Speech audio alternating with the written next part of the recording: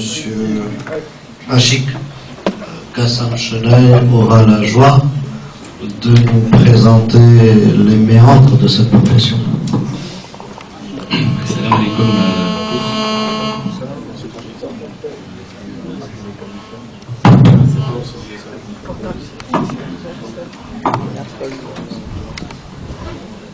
Salam alaikum à tous. Je voulais rajouter juste une petite chose au niveau de la banque, puisque j'ai 30 années de banque. J'ai travaillé avec Mogani à la BFC. Dans le cadre de la formation, il y a une formation qui est très importante, c'est la formation interne, qui démarre par ceux qui n'ont pas, qui ont un cursus très faible au départ, c'est le BP, et qui est ensuite poursuivi par l'Institut technique de banque, qui est un diplôme sanctionné par les arts et métiers. C'est des diplômes qui s'obtiennent à l'intérieur de la banque, dans le cadre de la formation. C'est bien ça, hein, okay. Alors je ne sais pas au Crédit Agricole comment ça se passe, mais ces diplômes-là sont essentiellement sanctionnés par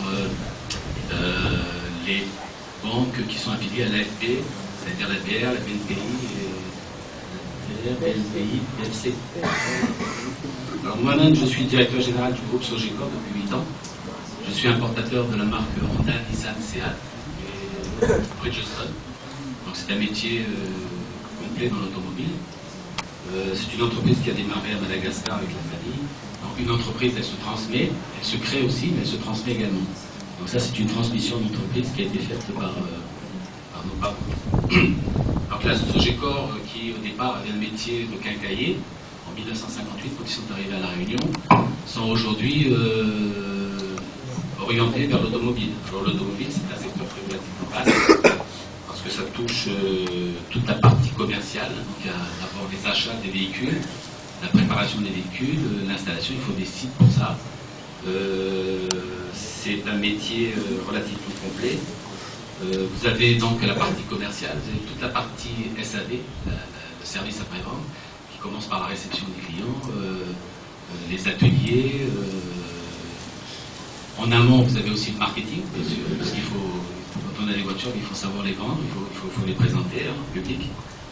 Et puis vous avez toute la partie logistique, donc quand les voitures arrivent à La Réunion, il faut les préparer, il faut les dédouaner, les préparer, et puis les mettre sur les sites. Souvent les véhicules arrivent avec des dégâts, donc il faut les réparer. Ça se prépare tout ça. Et bien évidemment, quand vous achetez une voiture neuve, vous avez souvent des voitures on a des voitures à reprendre, ce qu'on appelle les véhicules d'occasion. Et ces véhicules-là, quand on les reprend, on les prépare également. Donc il y a des centres pour ça. Donc c'est un métier complet. Et à l'intérieur de tout ça, donc vous avez ce qu'on appelle l'administration des ventes, qui, elle, va se charger de facturer ces dossiers, intervenir au niveau de la préfecture pour les cartes grises. Bon, maintenant, tout ça se fait par le biais de l'informatique, puisque tout est aujourd'hui en liaison Internet. Donc vous pensez bien que dans ce métier-là, l'informatique joue un rôle important. Et puis vous avez après toute la partie comptabilité, parce qu'il faut bien déclarer ce chiffre d'affaires, et payer les impôts en conséquence. Donc on reviendra, si vous voulez, en détail pour les gens que ça intéresse. C'est un métier extrêmement complet. C'est-à-dire que vous avez la partie commerciale, la partie technique, la partie administrative, la partie comptable, la partie juridique. On sait bien que de temps en temps, on rencontre des problèmes avec les clients. Donc ces problèmes-là, il faut les régler. Il y a des contrôleurs de gestion qui sont là pour vérifier que l'entreprise ne dérive pas et qu'elle suit son cap qui a été fixé par le président du directeur général. Donc c'est un métier, vous verrez, relativement complet dans la mesure où on accède donc pour tout ce qui est quand on a une création d'entreprise comme celle-là ou une transmission d'affaires, il faut avoir fait des écoles, de grandes écoles, mais ça c'est pour toute la partie direction. Mais ce que je vais dire par là, c'est qu'aujourd'hui, il y a toute une flopée de jeunes qui sont intéressés par ce métier, par la partie commerciale. Donc, on a besoin de faire Bac plus 5, Bac plus 6 pour accéder à ce métier-là. Nous avons aussi une partie qui est récente, c'est les pneumatiques. Il faut bien changer les cours dans ce qu'on appelle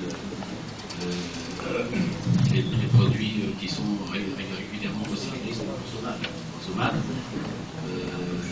Les pneus, l'embrayage, ménage dans la partie pièce de service. Donc on a ce service-là qui est relativement important, c'est un département qui comprend un certain nombre de gens qui, eux, sont spécialisés donc, pour importer ces pièces et les mettre à la disposition du client. Donc on regardera ça, tout ça dans le détail.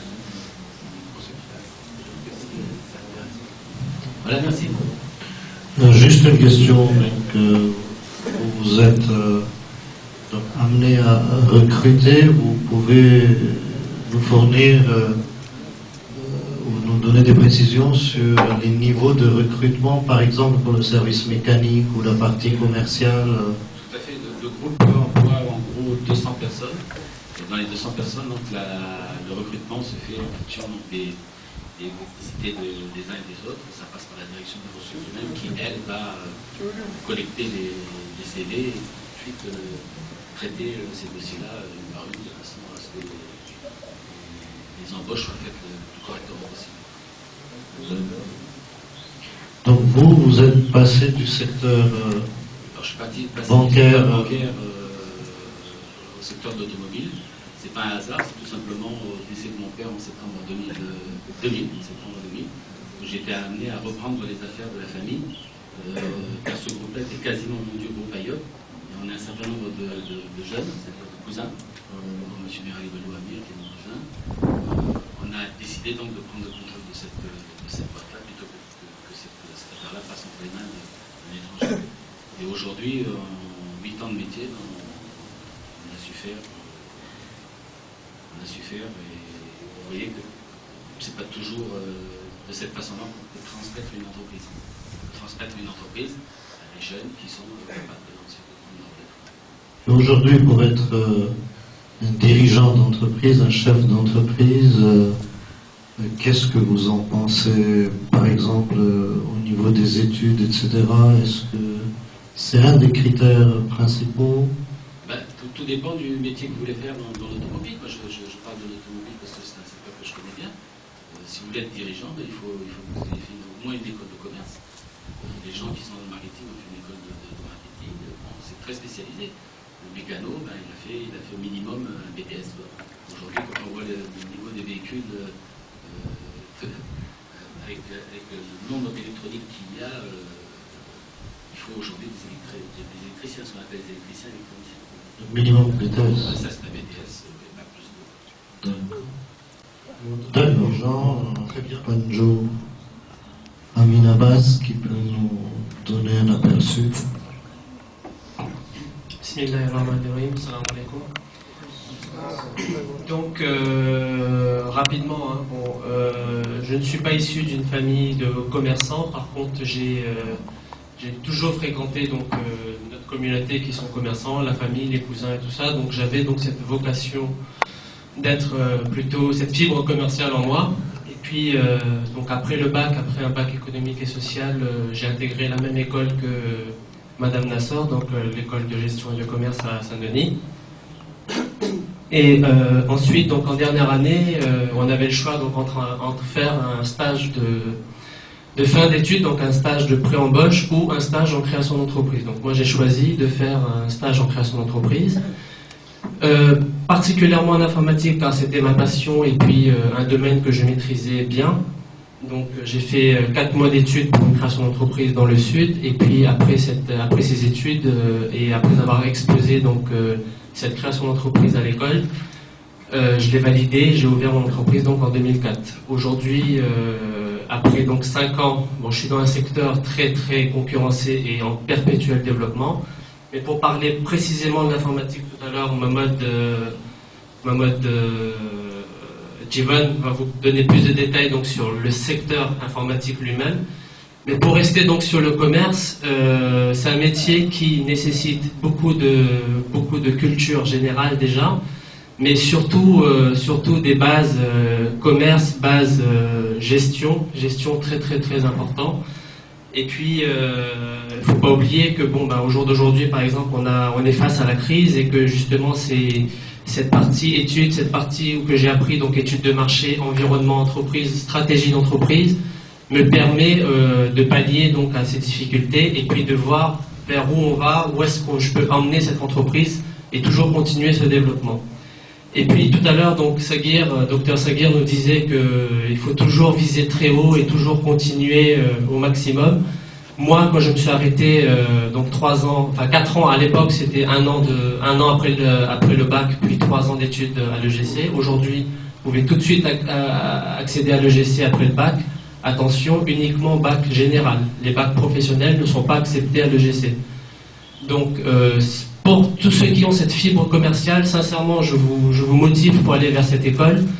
Que ce soit pour être employé plus tard, que ce soit dans une banque, une assurance, chez vos parents, dans une pharmacie, ou être dirigeant d'entreprise, cette école, quand même, c'est un très bon trépied pour avoir les notions de la gestion d'une entreprise.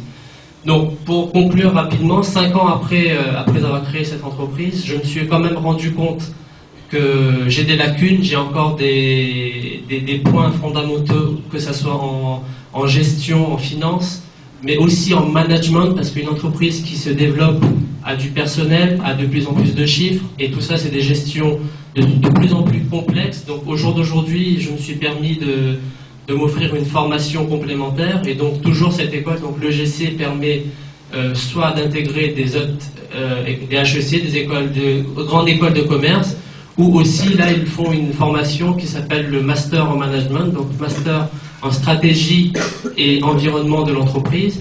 Donc je viens d'intégrer cette école qui a commencé donc début mai. Ça se passe en alternance donc entre l'entreprise, dans mon cas donc chez moi, et puis une partie à l'école en présentiel à la chambre de commerce à Saint-Denis. Et puis si tout va bien, donc après 1 an qui se déroule en 350 heures de formation, je pourrais présenter un master en management, donc un bac plus 5 en management d'entreprise.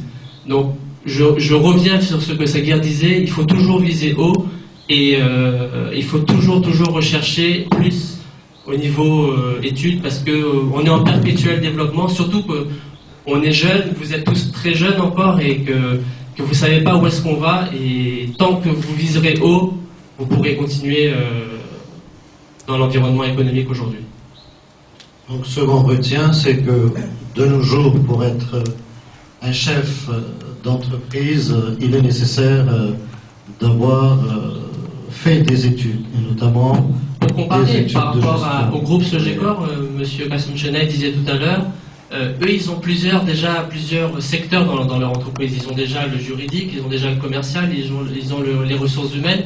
Donc lui, il n'aura pas à prendre de grosses décisions, il doit juste donner les directives, et ensuite le secteur a des employés pour gérer ça. Dans mon cas, une entreprise de 10 salariés, c'est moi qui va prendre ces décisions.